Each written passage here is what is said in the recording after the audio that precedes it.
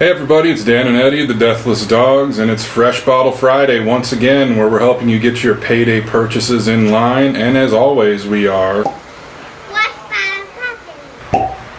That was a decent pop right there. Yeah, this is an interesting one. It's Foundry Distilling Company collaborating with Surly Brewery, and this is Furious Whiskey. Kind of like Furious IPA. Which, reading the back of it, that's exactly what it is. It's the wort that they use to make the Surly Furious IPA. They ship it down to them and they distill it, and then it is aged according to the bottle for 30 months, so about 2.5 years. Kind of young, but I think it's cool because you'll see a lot of these beer distillery collaborations where it's like, here's our whiskey and we dumped it in your beer barrels or something like that, or vice versa, whereas they're actually distilling the wort from Surly, which is pretty cool. That is cool, and it's kind of strange to me that it's a West Des Moines, Iowa distillery. I like the nose. Quite a bit, actually. Kind of a cherry, molassesy kind of thing or something. It's different, and it kind of does remind me of that brewery smell in a strange way. You know, that you get a bit of that yeasty, grainy, yeasty thing going on that you can almost kind of smell the fermentation tanks. Mm-hmm. But a bit of like a cherry or grape kind of thing going on for me. I'm thinking like Laffy Taffy nose. You know what I'm saying? Laffy Taffy nose. Yeah. I'm having a hard time getting away from that cherry idea, but also some of those grainy style smells that you get from breweries versus distilleries. Yeah, if you're hanging out in the tap room, you're going to recognize parts of this smell, that malty. Yeah, overall, though, I think a really good nose. I'm actually pretty interested to see how this tastes now, because sometimes these collaborations can be kind of bullshit, you know. Other ones we've had in the past, not the best. I don't know if I've seen this around in too many places in our area. It might be in Minnesota, maybe Iowa and Minnesota only, since it's, Foundry out of Iowa and Surly out of Minneapolis. My sister, who lives in Minneapolis, picked this up for me. She found it. It doesn't smell super young to me, but we'll have to jump in on the taste and let that determine. All right. Clink 'em and drink 'em. Cheers. Okay, there's some of that youth. That's very strange to me. It's getting like IPA-esque in the finish. Yeah. It really is. I was like, what the hell is it's IPA? Interesting. And it lingers too. Like, I had to do like a mouth rinse. Once you get some water through your mouth after drinking this, it does kind of leave you with that like fresh popped IPA can, a little bit of that. A little piney, a little bit sharp, like a little bite to it, lingering bitterness. The flavor is much different than the nose. Which really threw me off, because I was expecting some fruit notes. Yeah. I was expecting, maybe a little bit of that molasses and caramel that you kind of mentioned on the nose too. This takes it in a beer direction. It's I do taste some of that stuff like right up front though, like when you first put it in, but then the finish comes through with that alcohol burn and it's an IPA kind of finish. It's very different. I don't think I've ever had anything like this. Different as in unique, or different as in you like it, different as in like terrible? Not as in terrible. I've never had a whiskey that tasted like an IPA before. But I mean, it's made from IPA wort, so I would be interested to know the mash bill on this. Do they say anything about that?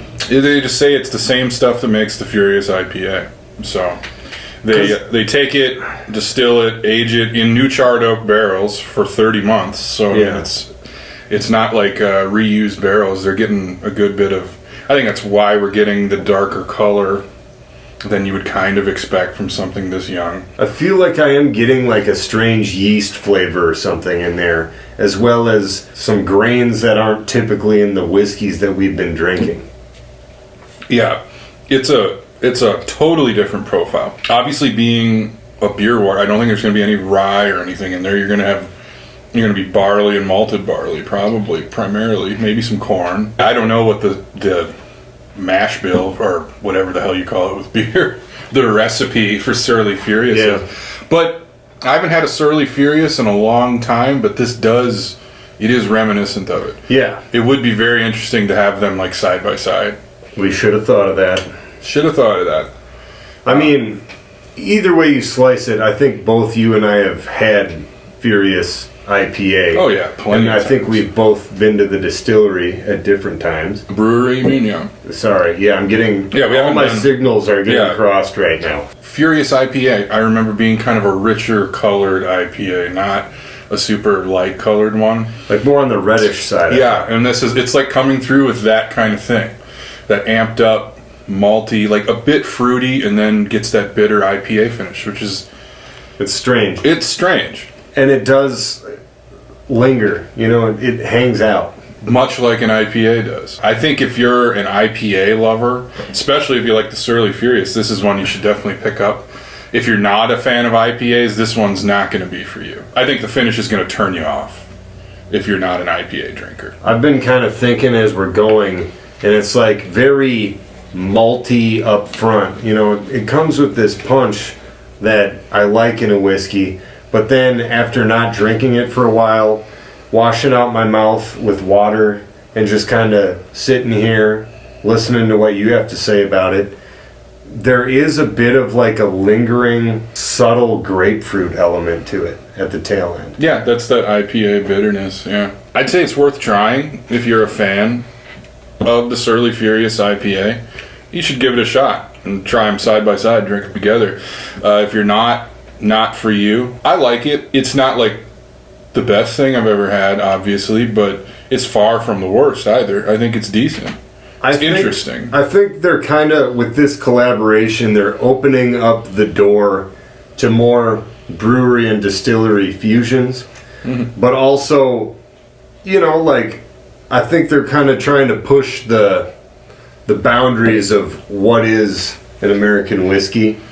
And part of me would be curious to see if this Furious could be like a single barrel release or something, or like if they're going to do different batches of it, or if this is just a one-off. So all in all, I guess what I'm saying is it's different than what I expected based on the nose, but it's not necessarily bad, and I'm happy that I tried it. Yeah, it's a cool idea. I think the execution probably went about as well as it could have, really. I think it's not like we said, some other collaborations are just kind of bullshit. This feels like they really did try to do something different. I think they succeeded in that aspect. I'd be interested to see if this is going to be, if they're going to have more releases with their different beers or something, and this will be an ongoing partnership with them. I would try other ones based on this because it's decent, it's different, it's going to stand out on your shelf as a completely different flavor than everything else on there. One more quick hit before we go. I just wanted to say that you and I have discussed at length in the past about how we generally don't really like bourbon barrel-aged stouts. Mm-hmm. And a lot of the times I feel like the bourbon is missed on the beer. Whereas in this particular expression of Furious, like, I kind of actually understand what they're doing, and this is something that, like, we will end up drinking eventually. Mm-hmm. For me, a lot of the bourbon barrel-aged stouts fall flat. It's like they brought through all the worst parts of bourbon's flavor and put them in the stout.